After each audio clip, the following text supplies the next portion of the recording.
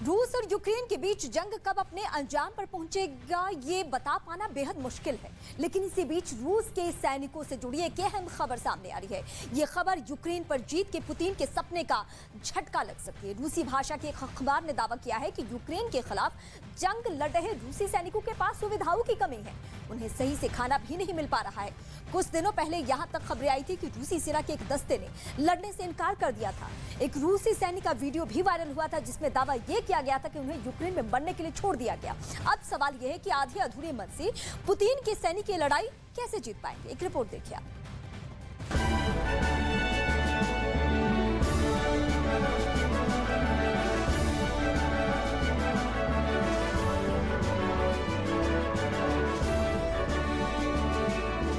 Командующий парадом генерал армии Сталинов.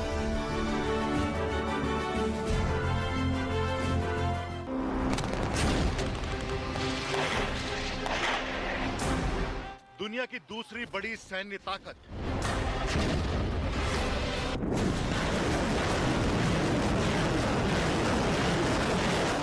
उनतीस लाख की फौज।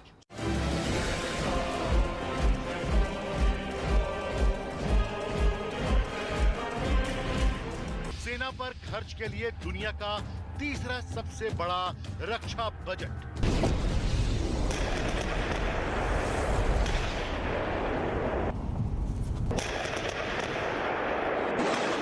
ऐसी ताकतवर सेना जिसका मुकाबला अमेरिका के सिवा शायद ही कोई एक देश अकेला कर पाए।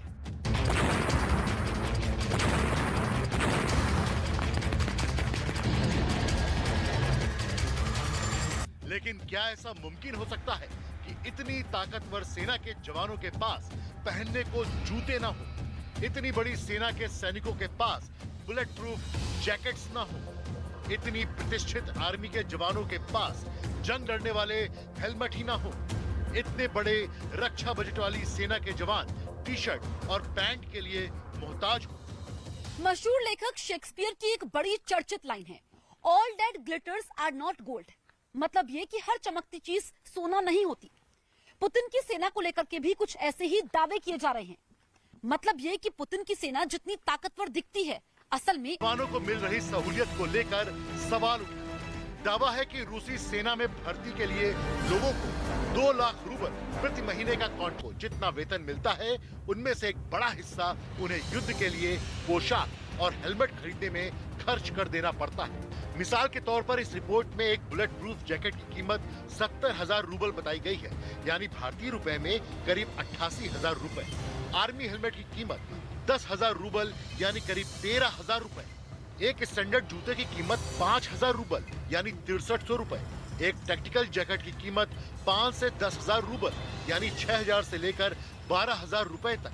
यानी 2 लाख रूबल की सैलरी में एक सैनिक को करीब 1 लाख रुपए अपने यूनिफॉर्म पर ही खर्च कर देना पड़ता है। इसके अलावा जंग के दौरान सैनिकों का पेट भरने के लिए खाना कहां से मिलेगा, जंग में अगर शहादत हो गई तो घर वालों को मुआवजा क्या मिलेगा, इसे लेकर भी कई सवाल हैं, जिनमें रूसी अखबार की रिपोर्ट में चिंता जताई गई है।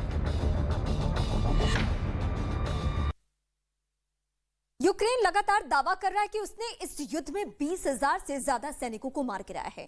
यूक्रेन में जारी युद्ध में बड़ी संख्या में सैनिकों के मारे जाने से रूस बेहद परेशान है।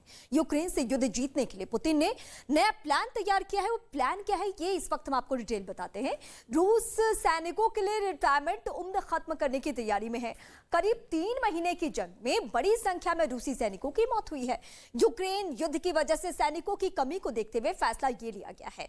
अत्याधुनिक हथियारों के इस्तेमाल के लिए अनुभवी सैनिकों की जरूरत है। फिलहाल रूस की सेना में उम्र की सीमा 18 साल से 40 साल है। रूस यूक्रेन के बीच लड़ाई 88वें दिन में पहुंच चुकी है। दोनों देशों के बीच जंग खत्म होने के आसार अभी भी दूर दूर तक नहीं दिख रहे हैं। कई शहरों में भीषण जंग जारी है।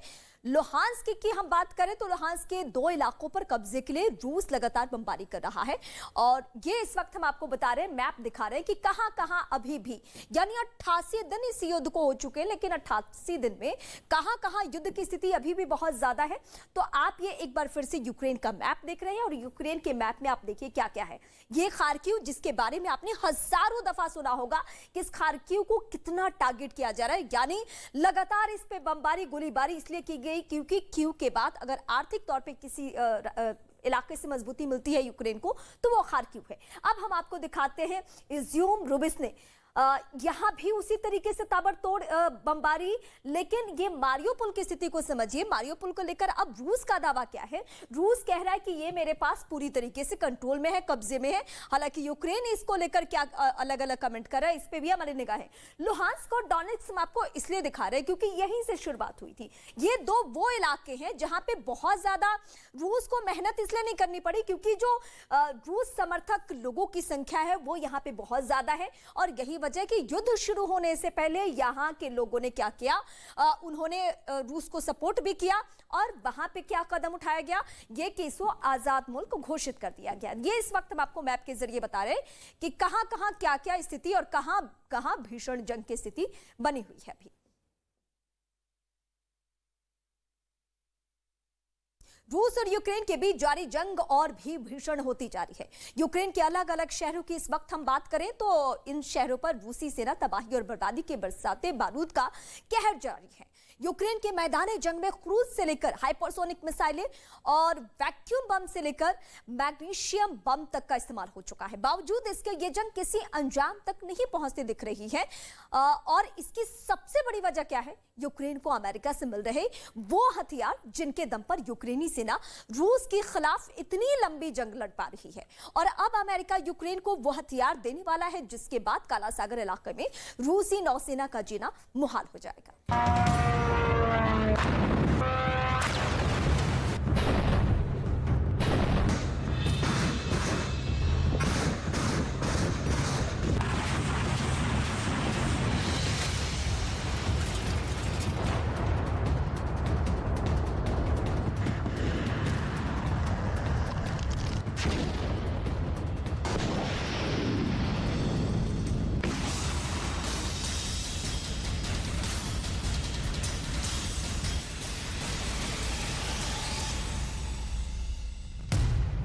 जंग से लहूलुहान हुआ यूक्रेन।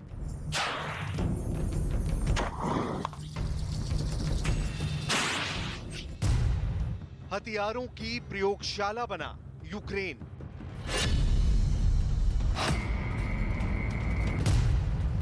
यूक्रेन को मिलेंगे और भी घातक हथियार।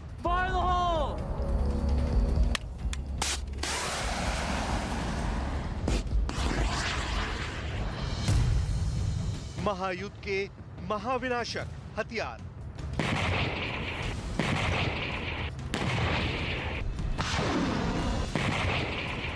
रूस और यूक्रेन के बीच जारी जंग और भी भीषण होती जा रही है। यूक्रेन के अलग अलग शहरों पर रूसी सेना तबाही और बर्बादी के बरसते बारूद का कहर जारी है।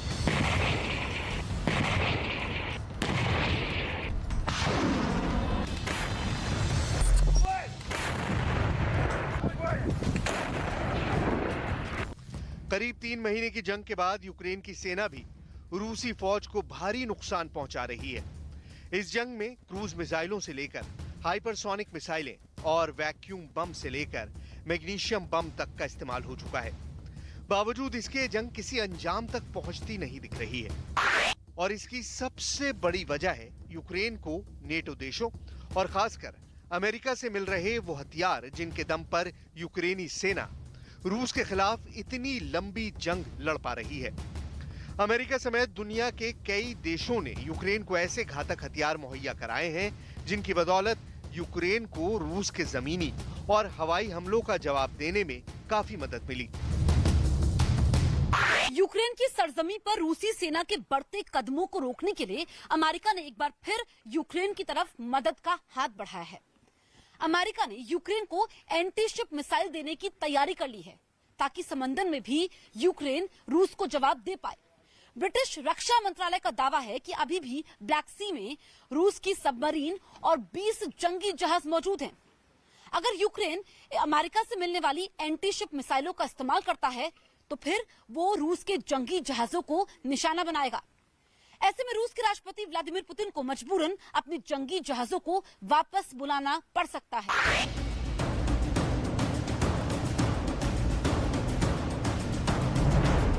दरअसल अमेरिका यूक्रेन को 2 तरह की एंटीशिप मिसाइल देने की तैयारी में है। इनमें से एक मिसाइल हार्पून है, जिसे बोइंग ने बनाया है। ये लंबी दूरी तक मार कर सकती है, रूसी युद्धपोतों को डुबा सकती है। हार्पून मिसाइल की रेंज 300 किलोमीटर तक है। अमेरिकी थिंक टैंक हडसन इंस्टीट्यूट के मुताबिक हार्पून जैसी 12 से 24 एंटीशिप मिसाइलें रूसी जहाजों को ब्लैक सी से खदेड़ने के लिए काफी हैं। इसके अलावा अमेरिका यूक्रेन को एक और बेहद शानदार हथियार देने जा रहा है, और ये है naval strike missile. Naval strike missile को कॉन्ग्सबर्ग और रेथियन टेक्नोलॉजीज ने मिलकर बनाया है। नेवल स्ट्राइक मिसाइल की रेंज 250 किलोमीटर है। नेवल स्ट्राइक मिसाइल को यूक्रेन के तट से भी लॉन्च किया जा सकता है। नेवल स्ट्राइक मिसाइल की कीमत $1.5 मिलियन प्रति राउंड है।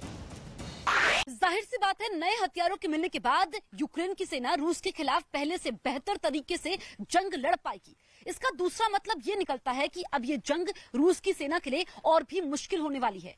जो हथियार अमेरिका यूक्रेन को देने वाला है, वो रूसी सेना के लिए सिरदर्द साबित हो सकते हैं। अमेरिका का कहना है कि या तो वो सीधे यूक्रेन को या फिर किसी नेटो सहयोगी देश के जरिए यूक्रेन को डिलीवर करेगा।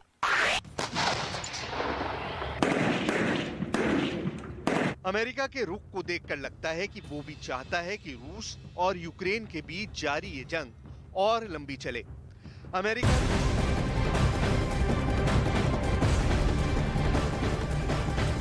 और इस वक्त की बड़ी खबर, यूपी के सिद्धार्थनगर में सड़क हादसा हुआ है। ट्रक और कार में जोरदार भिड़ंत। इस वक्त की सबसे बड़ी खबर और सबसे बड़ी बात, 8 लोगों की अभी तक मौत हो चुकी है। हादसे पर पीएम मोदी ने भी दुख जाहिर किया है।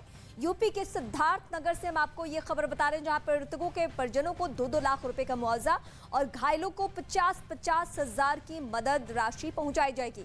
इस वक्त ये तस्वीरें भी हम आपको दिखा रहे हैं, और ये हादसा सिद्धार्थनगर में, और सिद्धार्थनगर की ये तस्वीर आप देखिए कैसे गाड़ी के परखच्चे उड़ चुके हैं। और ये इस हादसे में अभी तक सबसे दुखद पहलू, 8 लोगों ने अपनी जान गंवा दी है। पीएम ने दुख जाहिर किया है, और इस पूरे घटनाक्रम को लेकर जो भी पीड़ित है, जो हादसे में घायल हुए हैं, उनको 50-50 हजार मुआवजे की रकम, और इसके अलावा जिनकी मृत्यु हो चुकी है उनको 2-2 लाख रुपए। सिद्धार्थनगर की ये तस्वीरें हम आपको इस वक्त दिखा रहे हैं। और हादसे के दौरान एक कार अनियंत्रित होकर एक ट्रक से जा भिड़ी। हादसे में 8 लोग अपनी जान गंवा चुके हैं, जबकि कई लोग घायल हैं। हादसे में घायल लोगों को गोरखपुर रेफर कर दिया गया। हादसे के दौरान कार में 12 लोग सवार थे। ये सभी लोग शादी में शामिल होने के बाद घर लौट रहे थे, और तभी ये दर्दनाक हादसा हो गया। इस वक्त आपके सामने तस्वीरें भी है, और पीएम मोदी ने क्या बातें लिखी हैं ये भी हम आपको बता देते हैं। उत्तर प्रदेश के सिद्धार्थनगर में सड़क हादसा अत्यंत पीड़ादायक है।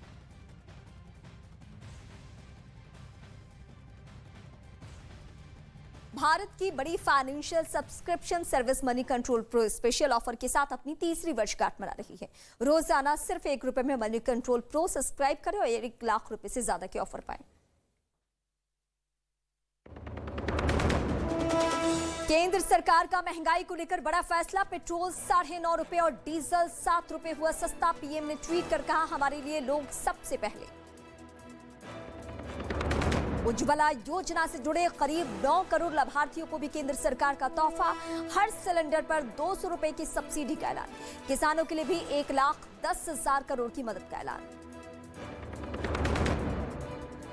थॉमस कप में इतिहास रचने वाली बैडमिंटन टीम के विजेताओं से मिले पीएम मोदी। खिलाड़ियों के साथ किया संवाद, कहा जारी रहे खेलना और खिलना।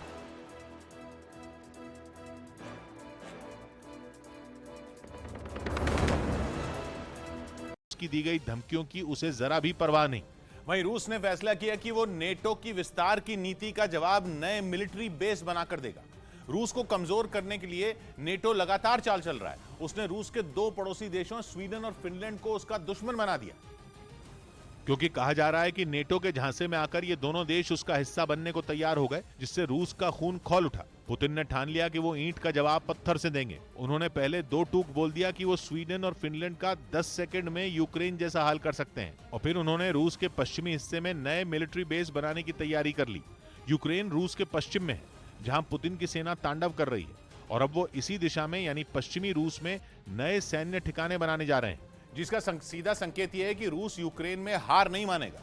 यही नहीं, वहां मिलिट्री बेस बनाकर पुतिन नेटो का हर प्लान फेल करने के मूड में। और इसीलिए रूस के रक्षा मंत्री ने साफ कह दिया कि वो इस साल के अंत तक पश्चिमी रूस में 12 सैन्य ठिकाने बनाएंगे। यही नहीं, रूस को करीब 2000 हथियार भी मिलने की उम्मीद है। मतलब ये कि नेटो को जवाब देने के लिए रूस कमर कस के तैयार है। स्वीडन और फिनलैंड के फैसले के बाद तो उसके तेवर और खतरनाक हो चुके हैं। उसने नेटो को सबक सिखाने की तैयारी कर ली है, क्योंकि नेटो इन दोनों देशों के जरिए रूस की सुरक्षा को खोखला करने की प्लानिंग कर रहा है, जिसका जवाब रूस अपने आक्रामक अंदाज में देने के लिए तैयार है। कहा जा रहा है कि फिनलैंड और स्वीडन को नेटो का सदस्य बनाकर रूस को उत्तर की तरफ से घेरने की तैयारी।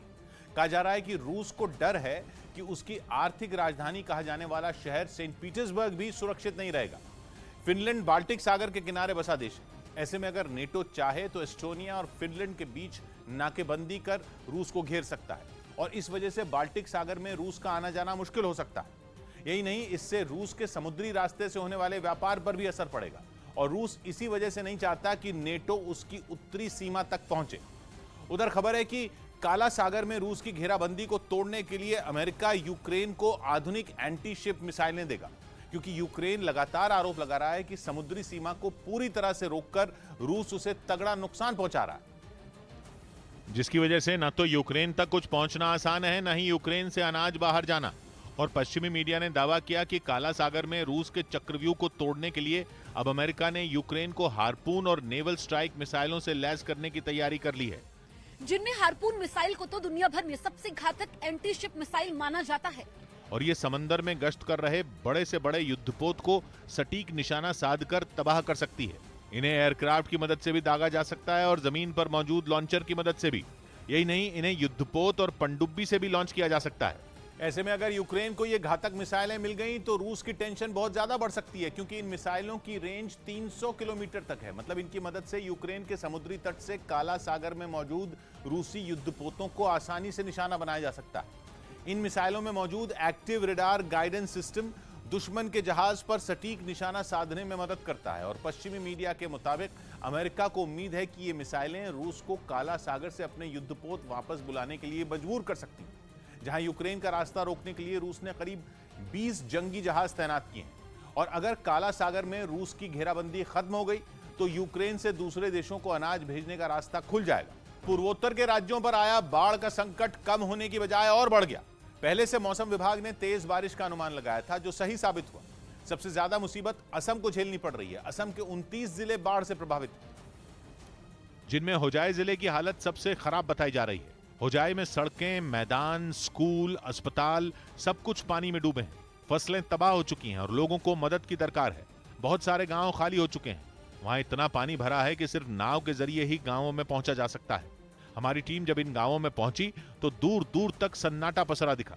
लोग गांव खाली कर ऊंची जगहों पर जा चुके हैं। फंसे हुए लोगों को भी निकाला जा चुका है, लेकिन ऊंची जगहों की परेशानियां भी कम नहीं है।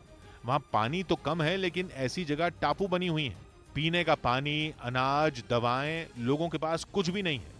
दिन भर लोग सेना के जवानों की नाव का इंतजार करते हैं, और जैसे ही नाव गांवों में पहुंचती है, उम्मीदजदा लोगों की भीड़ जमा हो जाती है।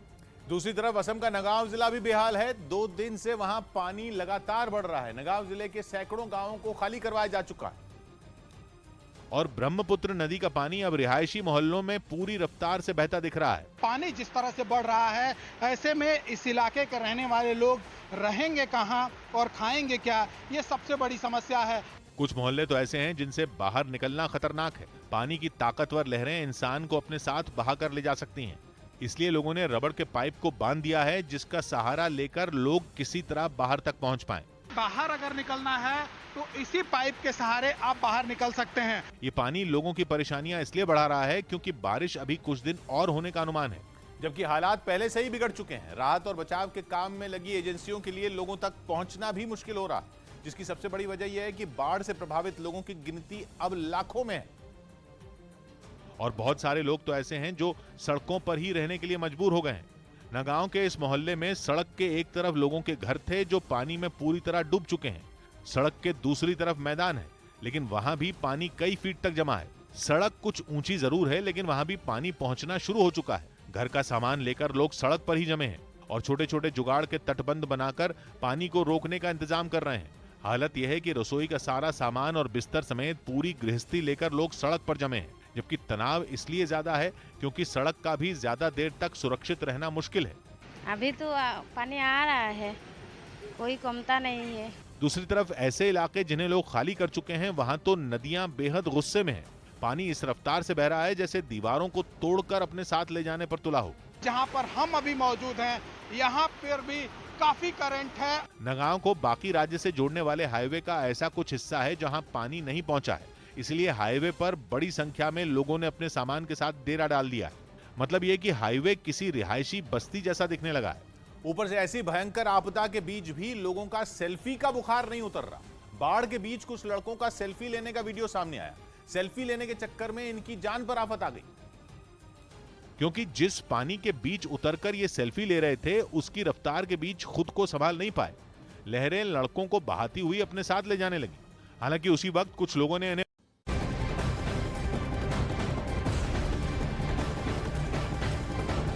बड़ी खबर, यूक्रेन ने रूस के एक टैंक पर मिसाइल हमला कर उसे नेस्तनाबूद कर दिया है। यूक्रेन की ओर से टैंक पर हमले का ये वीडियो जारी किया जा चुका है, जिसमें यूक्रेनी सेना ने रूस के जंगी टैंक पर 3 किलोमीटर दूर से निशाना साधकर मिसाइल दागी।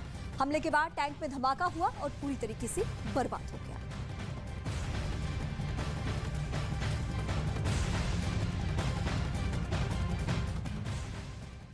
भारत, जापान और ऑस्ट्रेलिया हिस्सा लेंगे।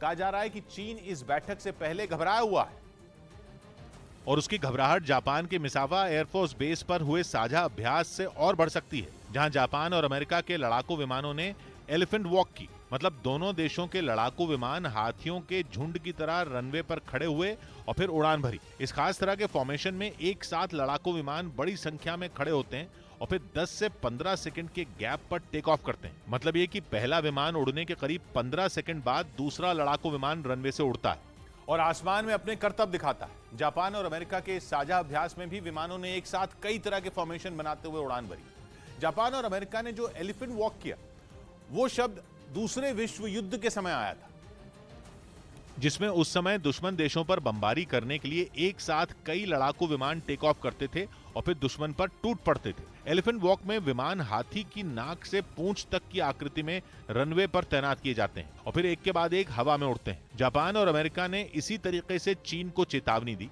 और अपने F-35 और F-16 विमान उड़ाकर उसे याद दिलाया कि वो अपनी हद पार न करे। यह अभ्यास इसलिए अहम हो जाता है क्योंकि 24 मई को क्वाड की बैठक होने वाली है, जिसमें 4 देश चीन के खिलाफ समंदर में चक्रव्यूह बनाने की प्लानिंग करेंगे। चीन की चिंता इसी वजह से बढ़ती जा रही है। यूक्रेन जंग के बाद चीन और अमेरिका में ठनी हुई। रही बात जापान की, तो दोनों की दुश्मनी सालों पुरानी, क्योंकि चीन और जापान दोनों पूर्वी चीन सागर के कई द्वीपों के लिए झगड़ते रहे हैं।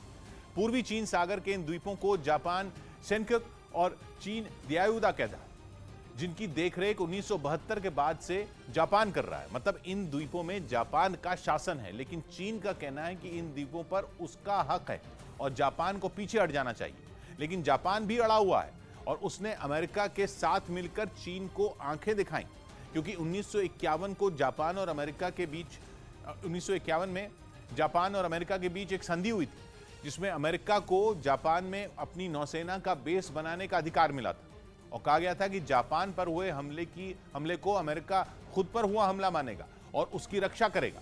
उधर रूस की फौज ने एक वीडियो जारी किया जिसमें हेलीकॉप्टर से रॉकेट बरसते दिखे। पुतिन की फौज ने दावा किया कि उसने आसमानी हमले में यूक्रेन को भारी नुकसान पहुंचाया। और जो वीडियो उसकी तरफ से जारी किया गया उसमें Mi-28N हेलीकॉप्टर दुश्मन के इलाके में हमले के लिए उड़ान भरता दिखाई दिया। वहीं जैसे ही वो अपने टारगेट के पास पहुंचा, उसने आसमान से रॉकेट की बारिश शुरू कर दी। हेलीकॉप्टर ने कुछ मिनटों में कई रॉकेट दागे, जिसके बाद पूरे इलाके में दहशत का माहौल बन गया। रूस के हमले इतने जोरदार थे कि जमीन पर कई धमाके होते दिखाई दिए। पुतिन की सेना ने दावा किया कि उसने इस हमले में यूक्रेन के कई सैन्य ठिकानों को तबाह कर दिया। और जिस Mi-28N हेलीकॉप्टर का इस्तेमाल कर रूसी फौज ने यूक्रेन को भारी नुकसान पहुंचाने का दावा किया, उसकी गिनती रूस के सबसे घातक लड़ाकू हेलीकॉप्टरों में की जाती है और इसे खास तौर पर जंग के मैदान के लिए ही बनाया गया। यह हेलीकॉप्टर किसी भी मौसम में दुश्मन पर हमले के लिए उड़ान भर सकता है। इतना ही नहीं, दिन के साथ रात में भी ये अपने टारगेट को ध्वस्त करने की ताकत रखता है और इसमें लगी गन से कई तरह के छोटे बड़े रॉकेट दागे जा सकते हैं, जो टैंक और बख्तरबंद गाड़ियों को तबाह करने की क्षमता रखते हैं। इस बीच यूक्रेन की सरकार ने एक वीडियो जारी किया जिसमें रूसी सेना के सैनिक शहर के कुछ लोगों को बंदूक की नोक पर बंदी बनाकर ले जाते दिखे। दावा किया गया कि यह वीडियो उसी बुचा शहर का है जहां कुछ दिनों पहले नरसंहार हुआ था। और यूक्रेन ने रूसी सैनिकों पर आरोप लगाए थे कि उन्होंने युद्ध के बीच आम लोगों को निशाना बनाया। सामने आए वीडियो में 2 सैनिक सड़क से 9 लोगों को बंदूक की नोक पर ले जाते दिखाई दिए। दावा किया गया कि ये रूस के जवान थे और वो यूक्रेन के इन लोगों को मारने के लिए एक इमारत में ले जा रहे थे। वीडियो में सैनिकों के साथ सभी लोग सिर के पीछे हाथ रखकर गर्दन झुकाए नजर आए। वहीं उनके पीछे एक और जवान बंदूकें ताने दिखाई दिया जो आगे चलने का इशारा कर रहा था। बताया गया कि इसके बाद रूसी सैनिकों ने सभी को एक बिल्डिंग में ले जाकर गोली मार दी। रूस और यूक्रेन के बीच चल रहे जंग को 3 महीने होने वाले और इन 3 महीनों में यूक्रेन के कई इलाके तबाह हो चुके हैं, लेकिन इसके बाद भी पुतिन का यूक्रेन में सैन्य अभियान थमने का नाम नहीं ले रहा। वहीं ज़ेलेंस्की की सेना भी रूसी फौज को हर मोर्चे पर टक्कर दे रही है। इस बीच यूक्रेन ने लुहांस्क में रूसी सेना पर हमले का एक वीडियो जारी किया जिसमें तोप से जोरदार गोले बरसते नजर आए। ज़ेलेंस्की की सेना ने दावा किया कि उसने भारी बमबारी कर रूस की सेना के कई ठिकानों को तबाह कर दिया। और इतना ही नहीं, यूक्रेन ने रूस के कई सैनिकों के भी मारे जाने का दावा किया। जो वीडियो यूक्रेन की तरफ से जारी किया गया उसमें उसकी सेना की कई तोप एक साथ खड़ी दिखाई दी। इसके बाद जैसे ही हमले का इशारा मिला, एक तोप से गोला दाग दिया गया। इसके बाद तो मानो वहां गोले दागने की कोई प्रतियोगिता शुरू हो गई। एक एक करके कई तोप से गोले छोड़े गए जिनके धमाकों से पूरा इलाका थर्रा उठा। यही नहीं, एक बार तो यूक्रेन की सेना ने कई तोपों से एक साथ हमला बोल दिया। यूक्रेन ने इस हमले में रूस की सेना के कई ठिकानों को तबाह करने का दावा किया। वहीं रूस से जंग के बीच यूक्रेन की सेना ने अपने एक स्नाइपर का वीडियो जारी किया। हालांकि इसका नाम क्या है, ये कहां से आया, इसकी जानकारी उसने नहीं दी, लेकिन इतना जरूर बताया कि यह जांबाज स्नाइपर युद्ध के मैदान में डटकर रूस की सेना से मोर्चा ले रहा है। जारी वीडियो में इस स्नाइपर के एक कंधे पर यूक्रेन का झंडा तो दूसरे कंधे पर कारतूस नजर आए। ज़ेलेंस्की का यह स्नाइपर कभी बंकर में छिपकर दूरबीन से दुश्मन की तलाश करता दिखा तो कभी झाड़ियों में लेटकर निशाना लगाता दिखा। यूक्रेन की सेना ने दावा किया कि उसके पास ऐसे कई स्नाइपर हैं जो इस युद्ध में पुतिन की सेना को जोरदार जवाब दे रहे हैं। ज़ेलेंस्की के इस जांबाज के पास एक नोटबुक भी दिखी जिसमें कुछ नंबर लिखे नजर आए। बताया गया कि जब इस स्नाइपर का टारगेट पूरा हो जाता है तो उस नंबर पर वो गोला बना देता है। उधर रूस की फौज ने एक वीडियो जारी किया जिसमें उसके सैनिक ग्रैड मल्टीपल लॉन्चर से ज़ेलेंस्की की सेना पर ताबड़तोड़ रॉकेट दागते दिखाई दी।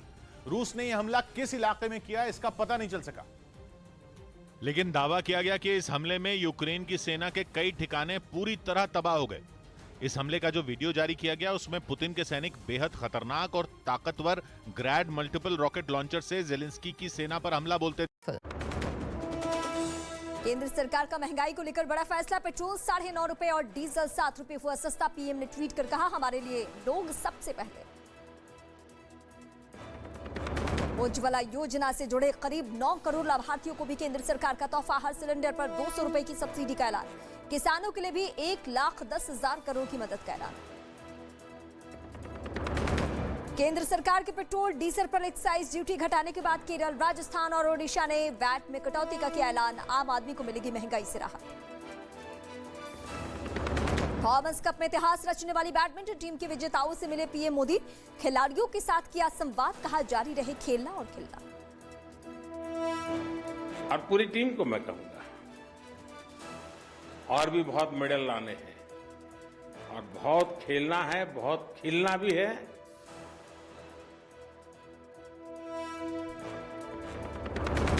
पश्चिम बंगाल के पूर्वी मेदिनीपुर में पुलिस को मिली बड़ी कामयाबी। छापेमारी के दौरान 700 देसी बम बरामद। पुलिस ने दिए जांच के आदेश। ज्ञानवापी परिसर से जुड़ा एक और वीडियो आया सामने। वीडियो में भक्त कर रहे हैं नंदी और श्रृंगार गौरी की पूजा। नवरात्रि के दौरान हुई थी मंदिर में पूजा अर्चना। एक और वीडियो में ज्ञानवापी परिसर के तहखाने में कुछ लोग सफाई करते नजर आए।